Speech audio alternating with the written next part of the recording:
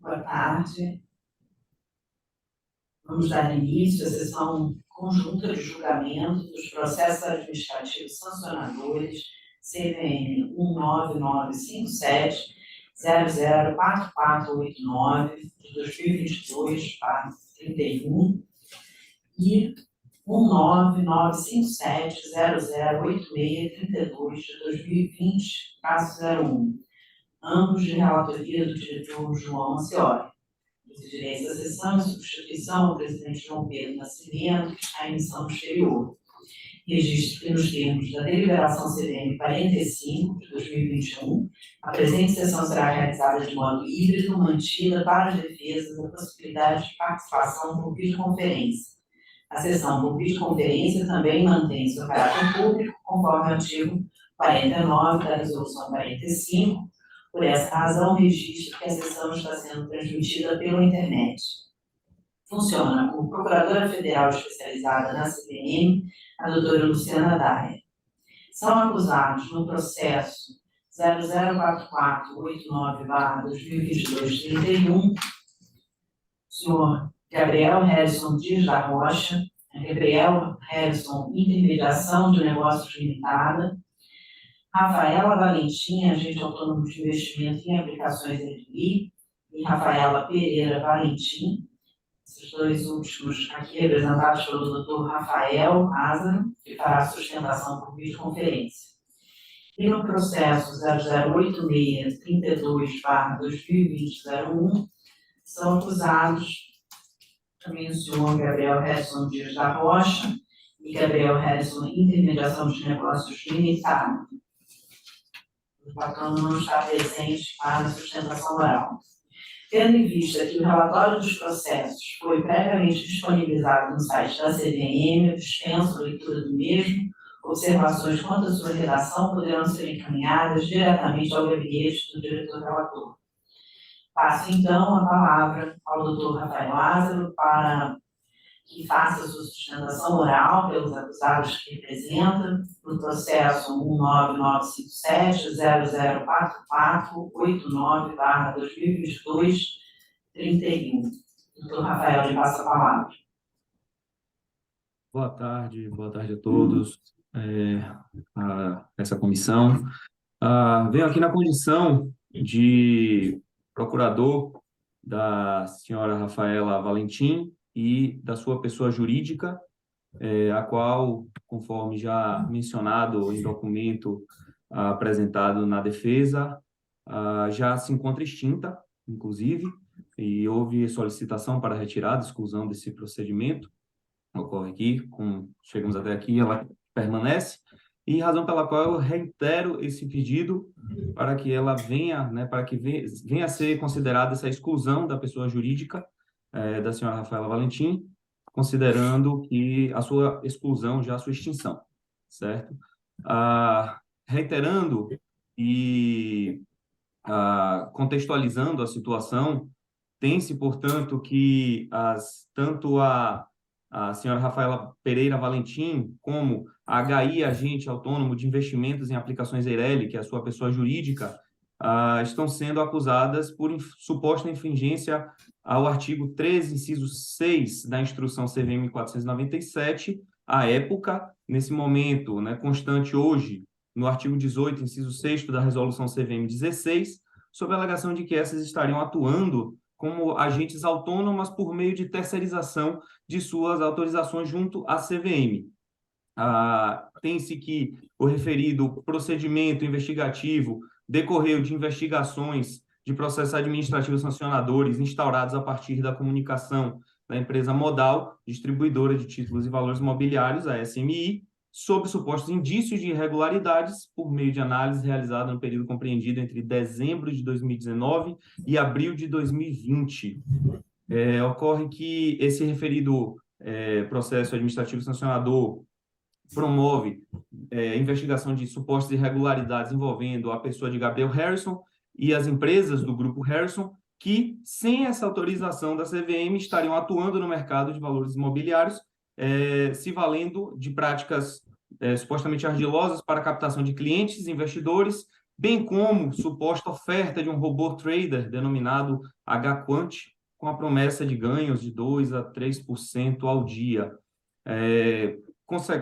Consoante foi se depreendendo das investigações, decorreu-se uma investigação complementar que detectou um sítio virtual da Harrison Investimentos, o qual foi identificada a existência de um link para abertura na conta, uma conta na corretora Nova Futura, hoje já, né, não mais vinculada a esse processo, no qual esse investidor ele era direcionado não apenas ao sítio virtual dessa corretora, da Nova Futura, como também era direcionado a um formulário de conta já contendo uma indicação de assessoria da HI, no caso da pessoa jurídica da senhora Rafaela.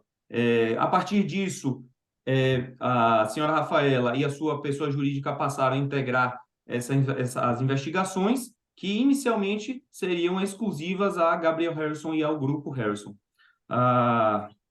Decorrente disso, analisando, apesar, né, da amplitude dessas acusações todas, né, das investigações, se analisado o caso especificamente, o único fato que se mantém inerente à responsabilidade da senhora Rafaela Valentim é a acusação de suposta conduta de delegação ou terceirização dessa autorização de agente autônoma à pessoa de Gabriel Harrison Dias da Rocha. Fato que, assim, caracterizaria em tese a infração do artigo 18, inciso 6 da CVM. Bom, novamente reitero a questão da extinção da pessoa jurídica da senhora Rafaela, justamente em virtude das situações que decorreram, né, após os fatos apurados na investigação, e com relação a isso, cabe reavivar, inclusive, o que foi dito, né, após solicitação da SMI como esclarecimentos a esses fatos, né, em momento inicial, tanto a senhora Rafaela como o Grupo Harrison e a pessoa do próprio Gabriel Harrison se manifestaram de forma a alegar a inexistência de parceria, né, comercial junto à corretora Nova Futura, além de informar que aquele referido link se trataria de um banner, especificamente, não necessariamente com uma prospecção e captação de cliente pela Harrison Investimentos para a Nova Futura, né? Além de que se trataria de mera iniciativa educacional. Ocorre que, conforme disposto claramente na defesa apresentada pela senhora Rafaela Valentim, sua pessoa jurídica, ficou claro que essa não possuía a mínima compreensão, tampouco possuía gestão sobre o referido sítio virtual, nem da Harrison Investimentos, tampouco do sítio virtual da Nova Futura. Ademais, né, juntamente ao longo das investigações, foram localizados clientes supostamente captados, né, na investigação, que prestaram esclarecimentos pela lista, a própria lista cedida pela corretora Nova Futura, e teríamos 3 clientes que prestaram esclarecimentos e deixaram claro que não havia qualquer conexão com a pessoa de Rafaela Valentim, tampouco mencionaram a sua pessoa jurídica.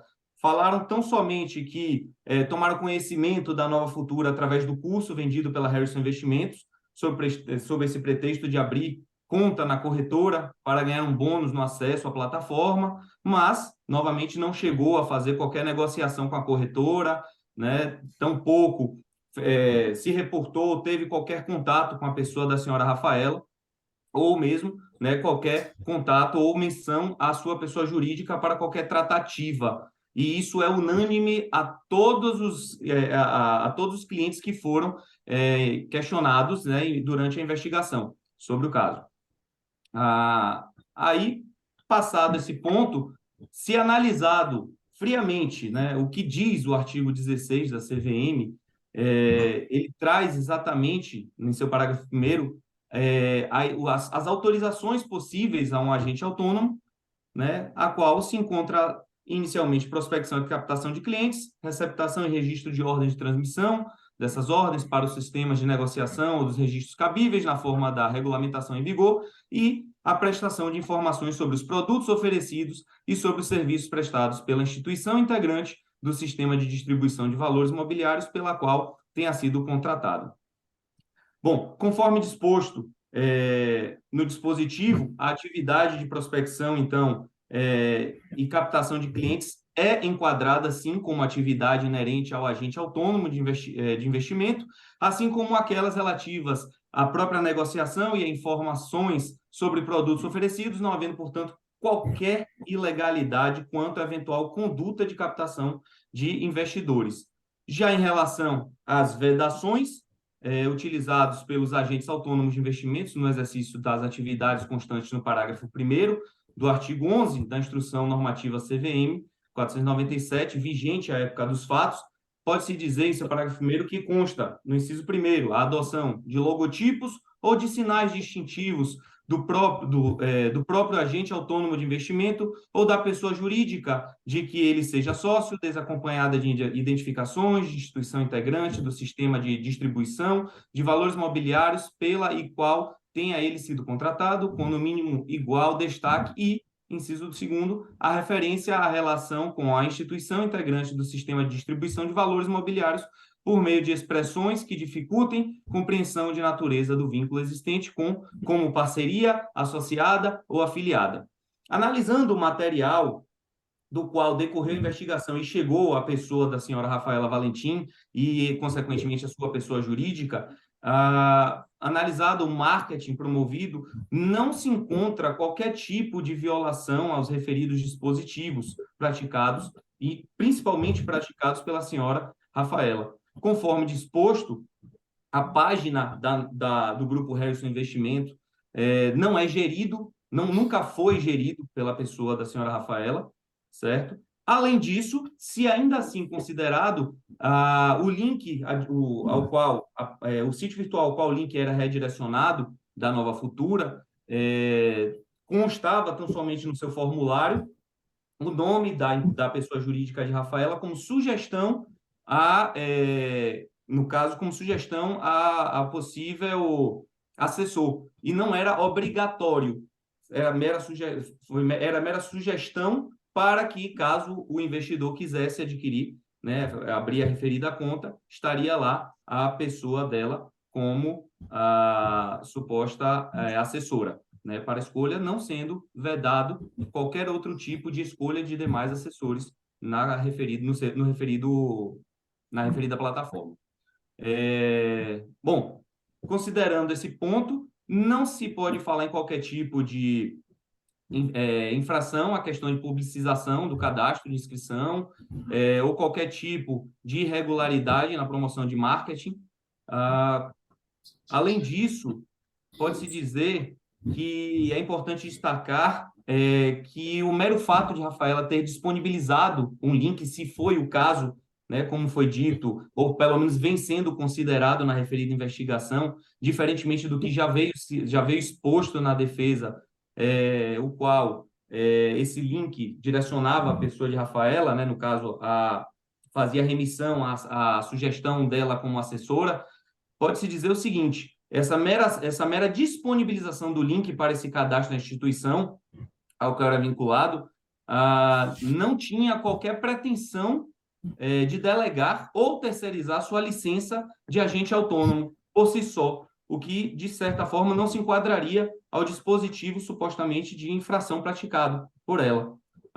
Não teria qualquer elemento necessário para caracterizar a infração constante no artigo 18, inciso 6º, da Resolução 16 da CVM, a qual dispõe claramente que é vedado ao agente autônomo de investimento ou a pessoa jurídica constituída na forma do artigo 2º delegar a terceiros, total ou parcialmente, a execução dos serviços que constituam objeto do contrato celebrado com a instituição integrante do sistema de distribuição de valores mobiliários pela qual tenha sido contratado.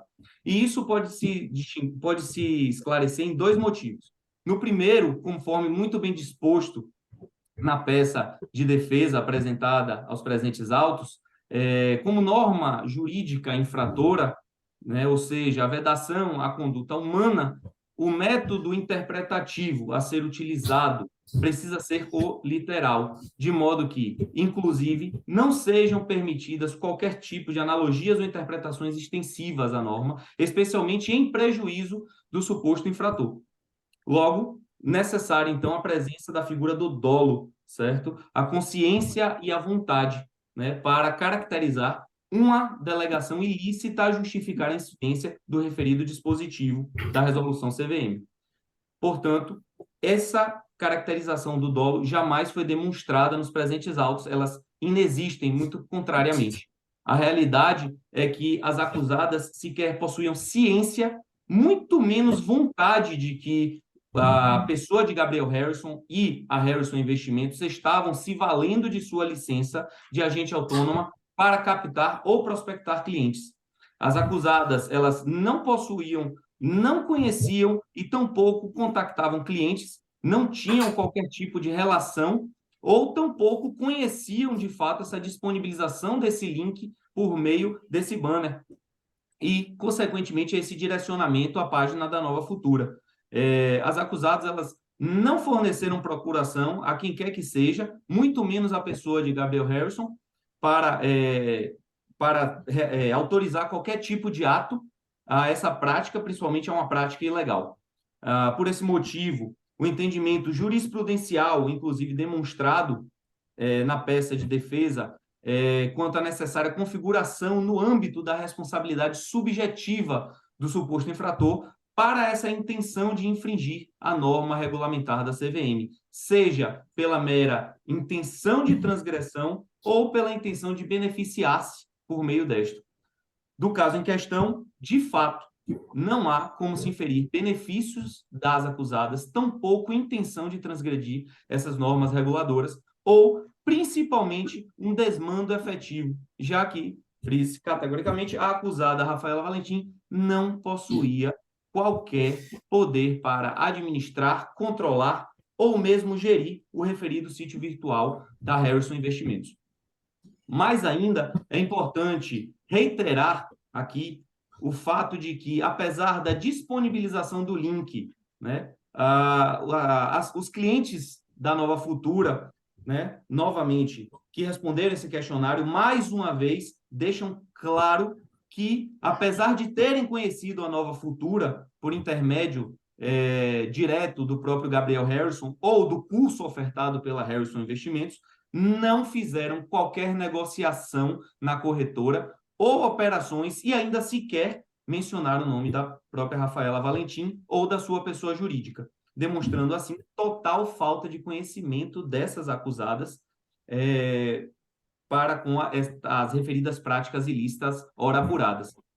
Além disso, também se extrai da investigação promovida pela SMI, que a Nova Futura e Gabriel Harrison já possuíam proximidade prévia aos eventos apurados, o que, consequentemente, também afastaria qualquer tipo de relação da pessoa de Rafaela Valentim para a promoção do elo de conexão entre essas partes, o que, de certa forma, também deixaria esclarecido que a sua pessoa não promoveria qualquer intenção de eventual relação entre Gabriel Harrison e a Nova Futura. Além disso, a gente pode elencar o segundo motivo, se não satisfeita a situação de ausência de infração direta com vontade, por meio de dolo mesmo, falando, na infração do dispositivo da CVM, busca-se falar também com relação à questão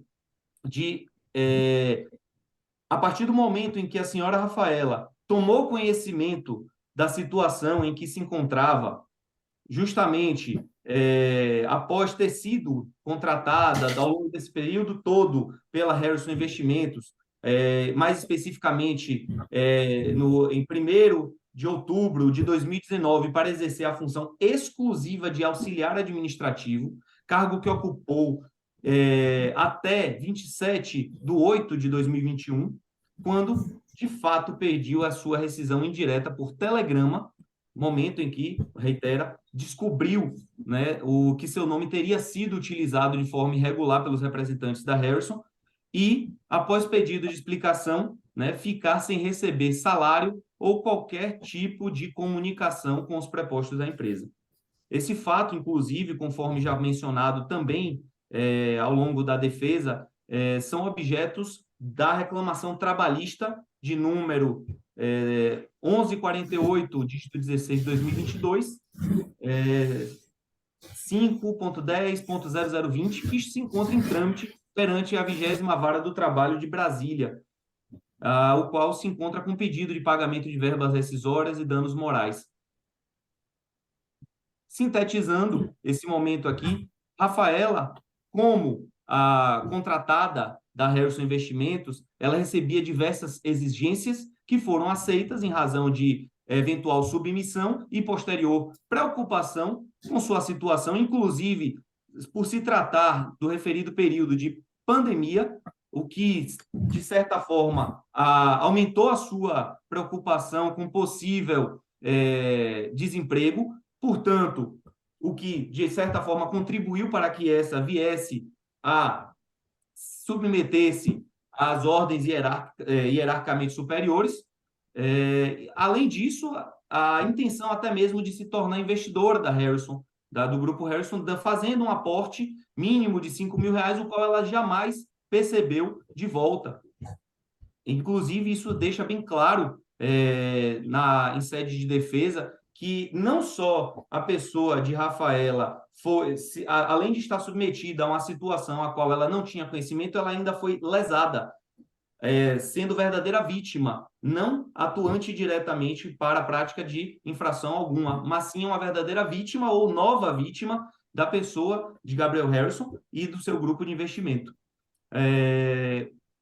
Pode-se dizer o seguinte, contrastando até mesmo o argumento que foi utilizado pela Procuradora Federal no parecer constante nos autos, essa firma traz à baila a afirmativa de que, se Rafaela não tinha a intenção de delegar a ela a permissão de atuar como agente autônomo, ela poderia e deveria ter atuado de alguma forma para coibir essa forma de apresentação. Bom, a ideia de possibilidade, né, e de dever de atuar, essas não se encontram precisas na referida fala, certo? Deveria se verificar a ideia exatamente a partir da condição do sujeito infrator, na qual se busca analisar a ideia da própria culpabilidade, né? Verticalizando o tema para o caso dos autos, pode-se dizer que essa está logicamente, a presença de uma conduta, pelo menos a partir das falas da procuradora, a ideia de uma conduta obrigacional. Além disso, a ideia até mesmo da possibilidade do poder. Buscaria-se, necessitaria uma maior digressão, especialmente por parte do Instituto normativamente flexibilizado. Assim, como foi apresentado ao longo da defesa, não só na seara administrativa sancionatória, como também no direito penal, os referidos institutos que se prestam para responsabilizar alguém, seja pessoa natural, seja pessoa jurídica, necessita-se sim investigar as circunstâncias em que a referida conduta teria sido praticada, para que se possa analisar a ideia de possibilidade, termo utilizado pela Procuradora Federal, para se atribuir, né, as necessárias consequências normativas adequadas para cumprir o objetivo final do direito punitivo.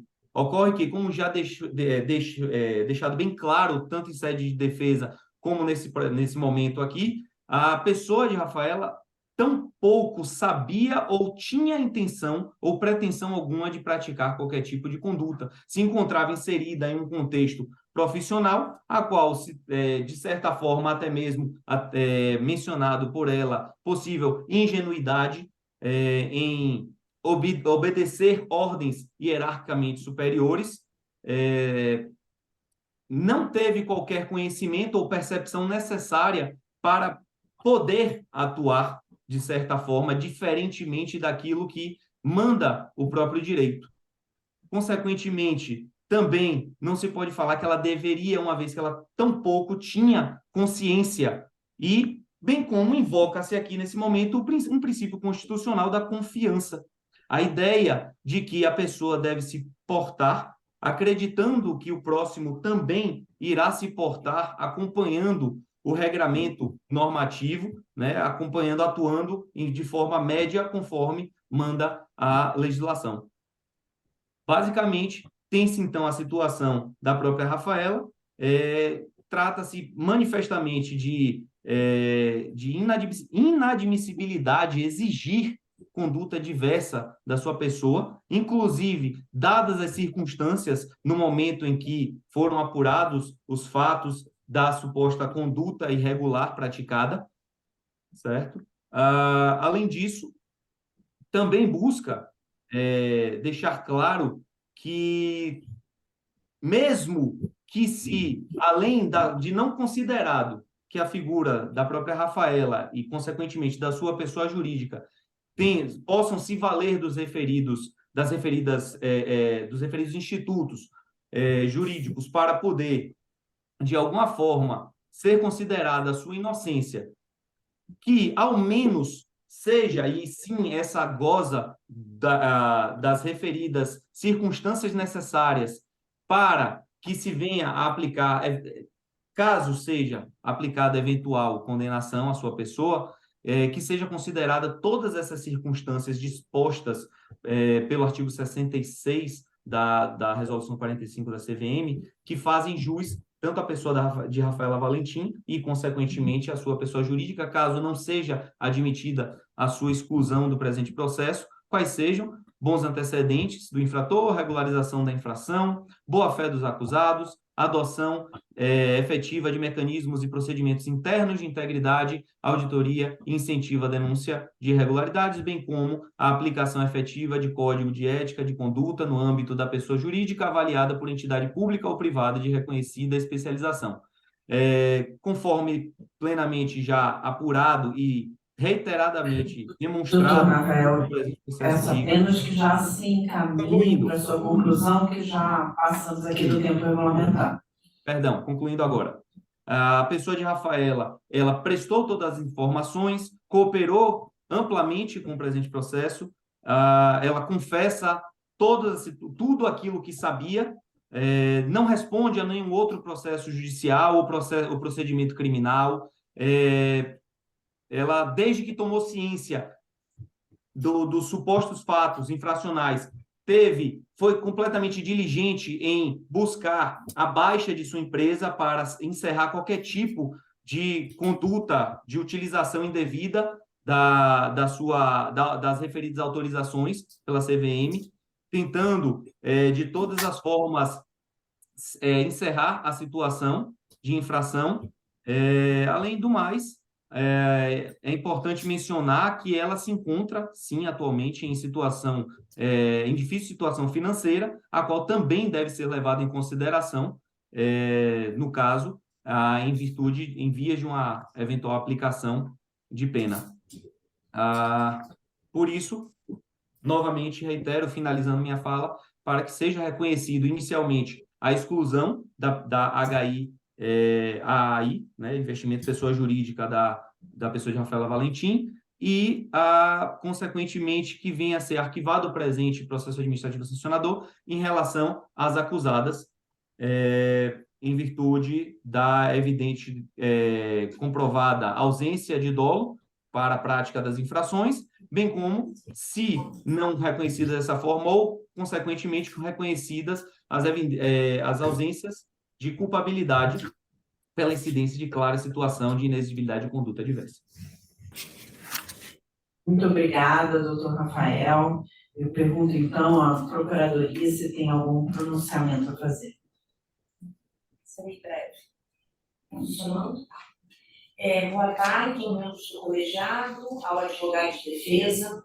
Tendo em vista que o presente país observou os princípios da legalidade, ampla defesa e contraditório, sendo apto a gerar a responsabilização, me reporto integralmente à acusação. Obrigada, doutora Luciana. Enfim, sendo assim, tendo em vista a manifestação da Procuradoria, apenas pergunto à defesa se gostaria de fazer algum comentário estritamente no que toca à manifestação, e que, na verdade, houve só uma reiteração dos argumentos anteriores. Obrigada, doutor Rafael. Então, encerradas as manifestações, eu passo a palavra ao diretor João Acioli para a leitura do seu voto. Senhora presidente, boa tarde a todos. Vou fazer uma leitura de uma versão resumida do voto, e a versão integral vai estar disponível ao final da sessão na internet. Para a leitura do voto. Como detalhado no relatório, os processos foram instaurados em face dos respectivos acusados por suposta atuação: 1. Na realização de oferta pública de valores mobiliários sem o registro e sem a dispensa exigidos legalmente, que é o PAS oferta. E 2. Pelo exercício irregular da atividade de agente autônomo de investimentos, que é o que eu chamo de PAS intermediação, ao longo deste voto unificado.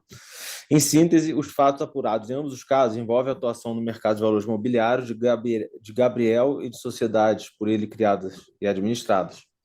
Conforme apurado na investigação, Gabriel ofertava produtos financeiros, desde contratos a robôs de investimentos, esses contratos alegadamente SICs, segundo a acusação, vendia cursos e treinamentos, disponibilizava a terceiros a operação de sua mesa proprietária, captava investidores para cadastro intermediário, tudo isso com forte presença nas mídias sociais e sem registro ou autorização da CVM. Nem tudo o que ele fazia requer registro ou autorização, mas parte sim. As diferentes modalidades de atuação de Gabriel no mercado eram interligadas e se davam de uma forma concomitante com o objetivo comum e final de captar recursos no mercado. Dessa forma, a SRE apresentou contra ele o PAS oferta, tratando especificamente de alegada oferta irregular de SICs, contrato de investimento coletivo, e a SMI apresentou o PAS intermediação, tratando de sua alegada atuação como agente autônomo de investimento. Declarados conexos pelo colegiado, aprecio pelas razões acima detalhadas, uma das partes que eu suprimi, as duas acusações conjuntamente, suprimi da versão resumida, né? Preliminares. Embora Gabriel e Harrison Investimentos não tenham tempestivamente apresentado defesa em nenhum dos dois processos, após o prazo protocolaram petição, arguindo nulidade de ambos, alegando ilegitimidade da CVM para tratar dos casos. Quanto ao PAS oferta, por não ser valor mobiliário sujeito ao regime da Lei 6385, o precatório judicial, não estaria sua oferta pública sujeita a registro prévio perante a CVM. O argumento, conforme parágrafos 22 e 23 do relatório. O argumento não prospera. O que está sob escrutínio no processo não é a oferta de precatórios, mas sim a oferta, que a acusação diz ser pública, de contratos que ela diz serem de investimento coletivo. Se a conduta constitui ou não oferta pública e se os contratos constituem ou não valores mobiliários, são questões de mérito, mas sendo essa acusação, a alegação acusatória, a CVM tem competência para julgá-la. Tampouco procede a alegação dos acusados de que não se incluiriam na expressão de demais participantes do mercado, do artigo 3º da Resolução 45, não havendo necessidade de a Harrison Investimentos estar registrada perante a CVM e cabendo somente ao Ministério Público Federal a atribuição de investigar supostas irregularidades. Novamente, a confusão com o mérito. Os processos tratam da atuação supostamente irregular na distribuição pública e na intermediação de valores mobiliários, como se os acusados fossem agentes autônomos de investimentos.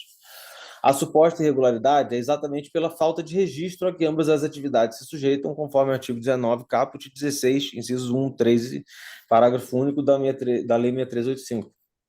Rejeito, portanto, os argumentos de Gabriel e de Harrison Investimentos sobre nulidade dos processos aqui julgados e voto pela rejeição dessas preliminares. Rafaela e HIAAI protestam pela produção de todos os meios de prova em direito admitidos, inclusive a produção de prova testemunhal. Trata-se de pedido genérico e sem fundamentação sobre a finalidade a que se propõe, o que autoriza seu indeferimento, especialmente porque a regra aplicável exige a especificação da prova a ser produzida, que é da vigente Strong 607, artigo 29, que diz que o acusado deve apresentar sua defesa e nela especificar as demais provas que pretenda produzir, né? A negativa da prova genérica não constitui cerceamento de defesa, conforme a jurisprudência do colegiado. A defesa de Rafaela e HIAI pede a exclusão da última do polo passivo do processo, pois em 2 de julho de 2021, teria havido a dissolução e a extinção voluntária da pessoa jurídica, com a consequente baixa de seu CNPJ. Assiste razão à defesa neste ponto. Essa forma de extinção de sociedade, sem que se tenha operado sucessão e sem qualquer elemento que evidencie ter sido feito com o propósito único de evitar eventuais sanções pela CVM, leva a que se decrete a extinção do paz intermediação em relação a ela, em linha com precedentes da própria CVM, que eu cito em nota aqui. Assim, voto pelo reconhecimento da extinção da punibilidade em relação a HI-AI. Passando ao mérito, na oferta irregular. Primeiro, sobre a materialidade. Trato inicialmente do expediente e os acusados basicamente reconhecem a prática e concordam com a tipicidade da conduta ao responder o ofício 218/2020 da SRE. Nas palavras dos próprios, abre aspas, a Harrison Investimentos não tinha conhecimento de que uma tal compra e venda e intermediação poderia atrair a competência da CVM e que tampouco tinha intenção de infringir qualquer norma editada pela CVM. Contudo, assim como ocorre em caso de ausência de defesa, uma eventual concordância de um acusado sobre fatos que possam configurar a ocorrência do ilícito e mesmo sobre o enquadramento desses fatos na regra, não é condição suficiente para a conclusão sobre a prática do ilícito. O erro de direito pode se dar nos dois sentidos: entender lícita a conduta ilícita ou ilícita a lícita. Teoricamente, um acusado pode convencer-se de uma tese acusatória equivocada e manifestar sua concordância. Por isso, faz-se a verificação dos requisitos legais.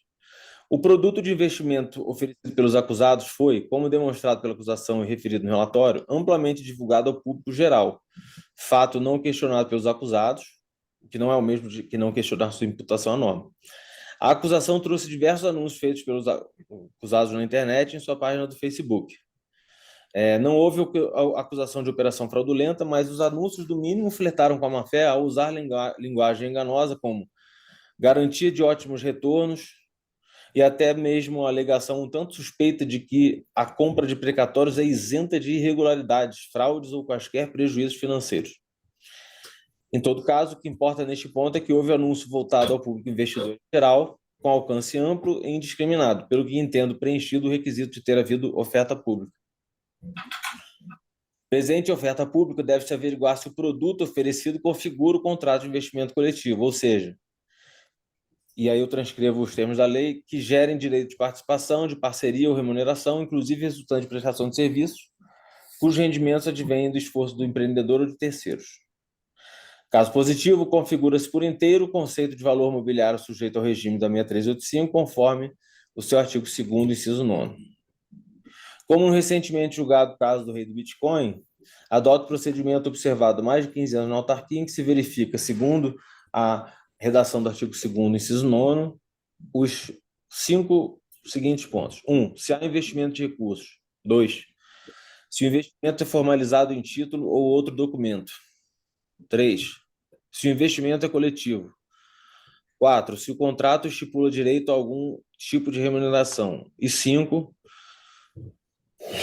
Se essa remuneração decorre dos esforços do ofertante ou de terceiro. No caso dos autos, o modelo do contrato de mútuo investimento financeiro empresarial era um instrumento pelo qual os investidores aportavam recursos no empreendimento. Ao se proceder ao teste da presença dos requisitos do artigo 2º, inciso 9º, os dois primeiros itens são de clareza cristalina. 1. Havia aporte de recursos pelos investidores em moeda nacional. E 2. Tais investimentos eram formalizados em instrumentos contratuais. Também nítido o atendimento dos dois últimos, quais sejam o quarto, que é os contratos conferiam direito à remuneração,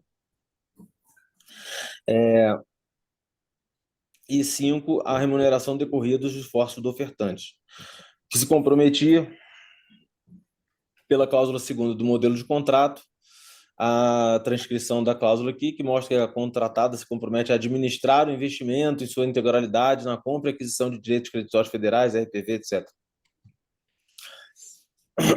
O item 3 também se encontra presente, que é o de o investimento ser coletivo. Porém, trato dele separadamente pela forma distinta em que esse aspecto é apresentado na tese acusatória de diferentes processos sancionadores.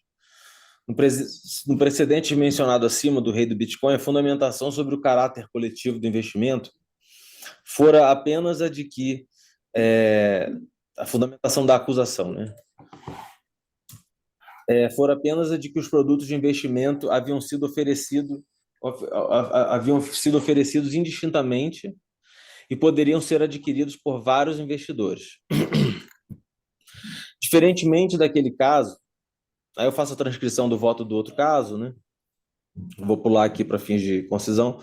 Diferentemente daquele caso, no paz-oferta destes autos, a acusação não se limita a essa fundamentação inadequada para concluir pela coletividade do investimento e faz a correta demonstração da circunstância de que os acusados desenvolvem empreendimento comum com o conjunto dos recursos captados, de cujos resultados adviriam os rendimentos. É apenas essa circunstância de um empreendimento ser desenvolvido a partir do conjunto de recursos aportados que constitui o caráter coletivo do investimento. Pelos termos do instrumento padrão oferecido aos investidores, infere-se que tipo de aplicação a empresa pretende fazer para buscar obter esses rendimentos, ou seja, negociação com precatórios e ativos semelhantes. Negociação esta que compõe os esforços da ofertante. É possível concluir que os recursos captados pela Harrison, então, eram utilizados em conjunto, ou pelo menos propunham-se a ser utilizados, assim, na negociação e arbitragem de precatórios. E dessa atividade é que viriam os rendimentos com os quais pretendia pagar os juros pactuados, ainda que pudessem ter sido pactuados em termos distintos com investidores diversos.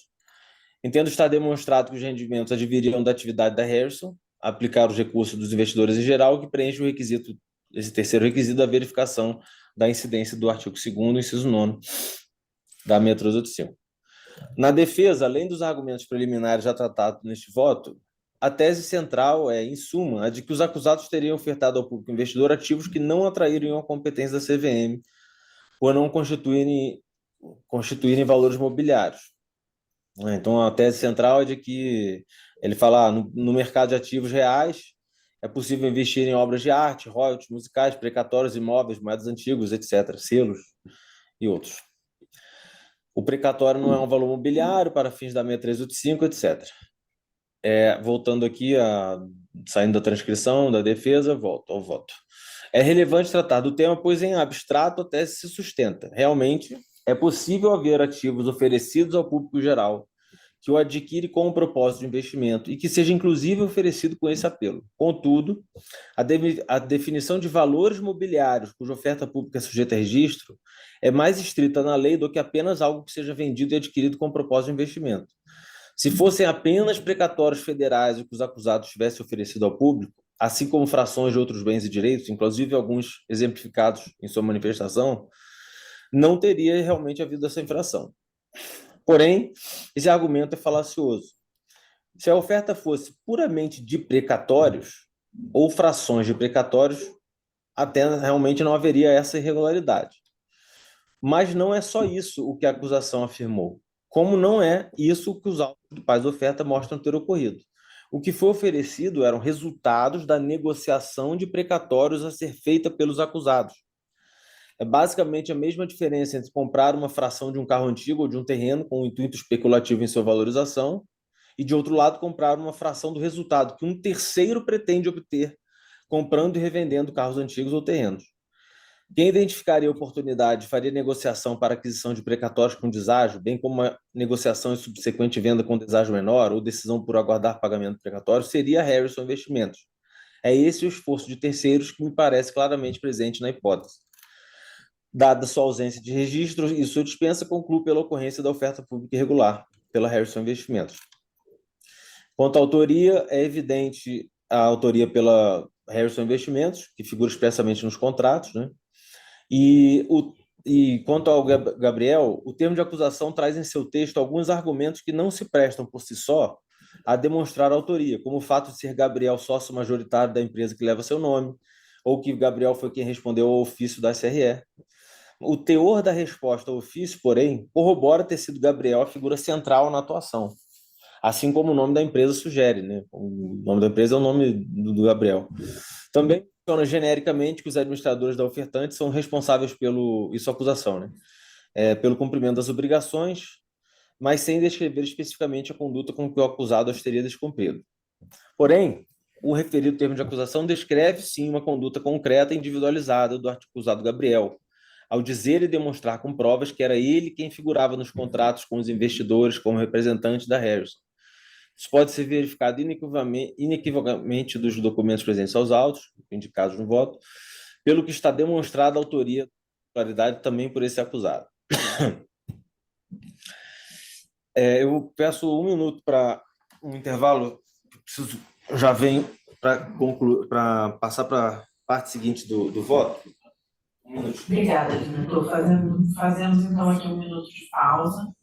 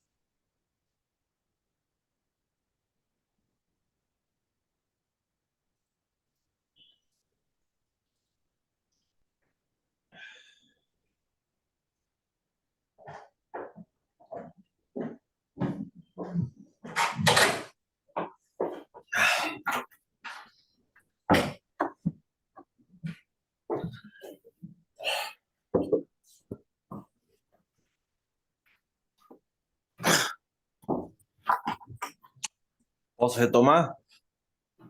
Sim, obrigada, diretor. Obrigado, senhor presidente.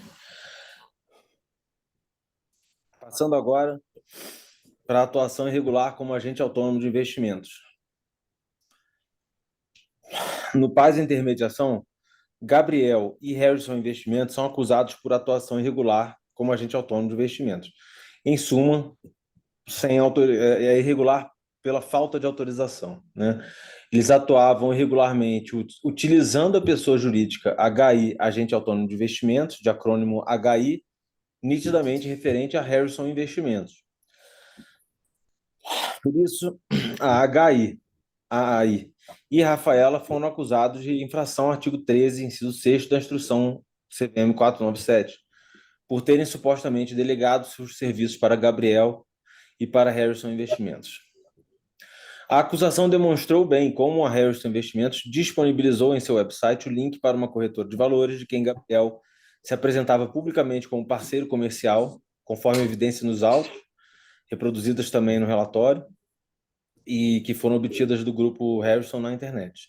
Também presentes nos autos do Paz Intermediação os relatos de investidores que se afiliaram à corretora por intermédio da página da Harrison e por influência da atuação ativa de Gabriel na prospecção de investidores. Entendo assim estar suficientemente demonstrado nos autos que Gabriel e Harrison Investimentos praticaram as condutas que lhes foram apontadas e utilizaram a sua jurídica AI com um claro intuito de burlar as regras pertinentes ao exercício da atividade de agente autônomo, em especial necessidade de registro perante a CVM.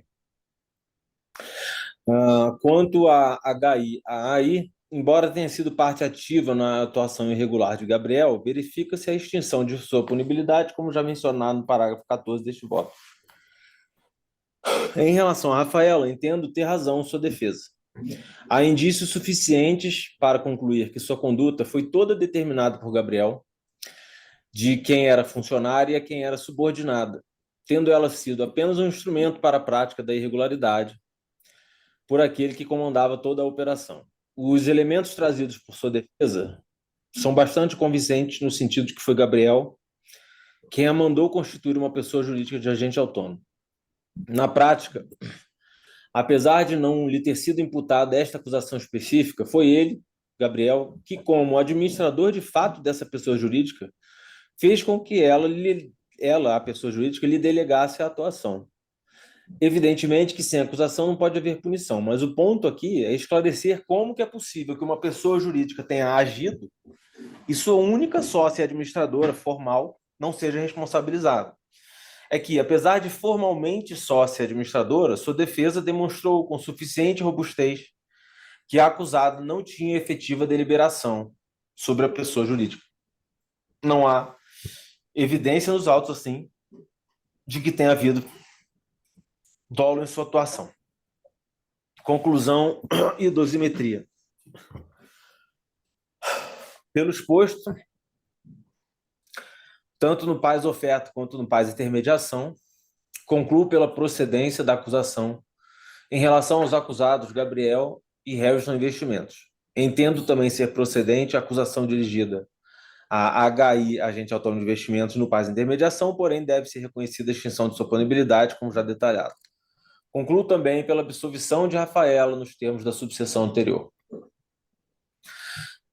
A realização de oferta de valores mobiliários sem registro ou sua dispensa configura infração de natureza grave. Pelo artigo 59, inciso 2º da Instrução 400, vigente à época. Os fatos ocorreram sob a vigência da nova redação, dada pela Lei 13.506, a 6385, constituindo infrações graves à norma que dispõe sobre ofertas públicas de valores mobiliários, constando do grupo 5 do anexo A, a resolução 45 da CVM, que revogou e substituiu sem alterações a instrução 607, com previsão de valor máximo da pena base para 20 milhões de reais. Apenas para dar uma dimensão das repercussões da referida infração, conforme consta dos autos do paz oferta, ao menos 30 investidores aportaram recurso no investimento, nos mais variados valores, totalizando R$ 1.291.000 reais investidos, não tendo sido apurados os prejuízos causados. Embora haja, no mínimo, o relato da defesa, né, em relação ao aporte feito pela Rafaela, a propósito, né? Isso me chamou a atenção durante a sustentação oral.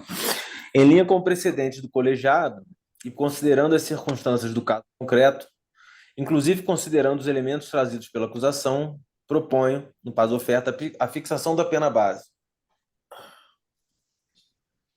Em relação a Harrison Investimentos, em R$ 500.000, e em relação a Gabriel, na qualidade de sócio administrador daquela, de R$ 250.000.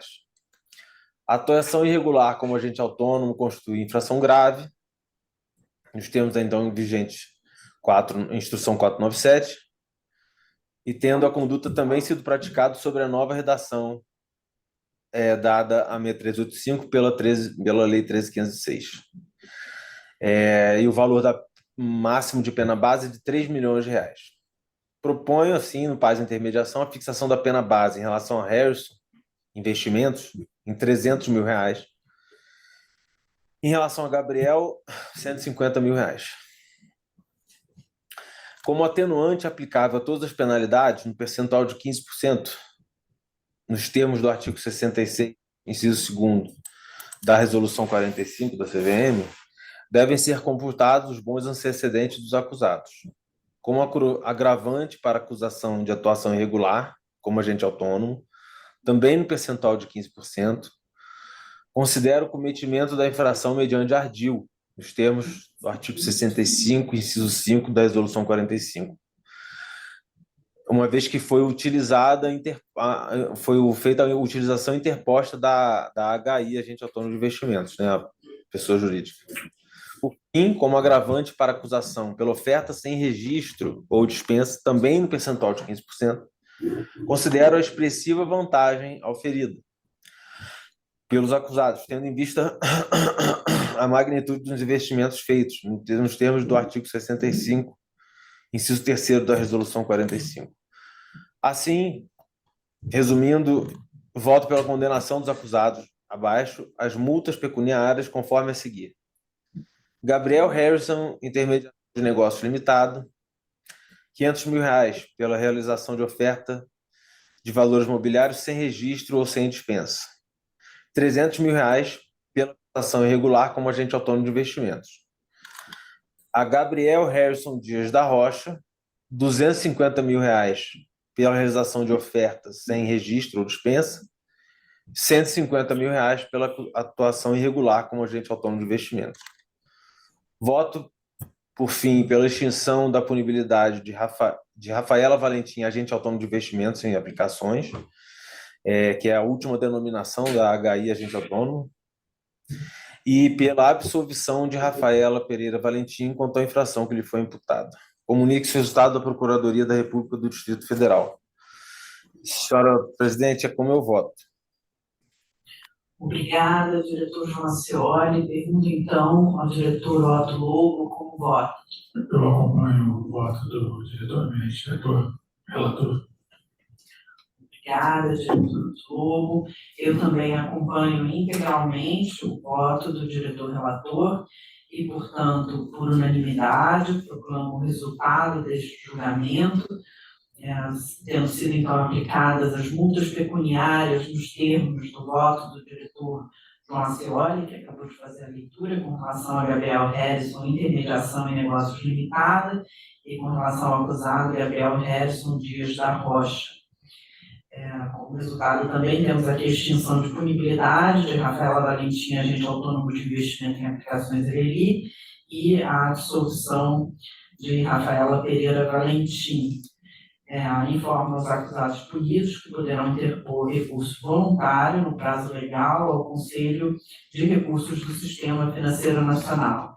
E quanto à absolvição de Rafaela Valentim, por força do disposto no artigo 29, combinado com o artigo 34 da Lei 13.506, a decisão de absolvição transita em julgado na primeira instância sem interposição de recurso de ofício pela CVM. Sendo assim, declaro encerrada essa sessão. Obrigada a todos, uma ótima tarde. Boa tarde, boa tarde. Todos, obrigado a todas, uma boa tarde. Boa tarde.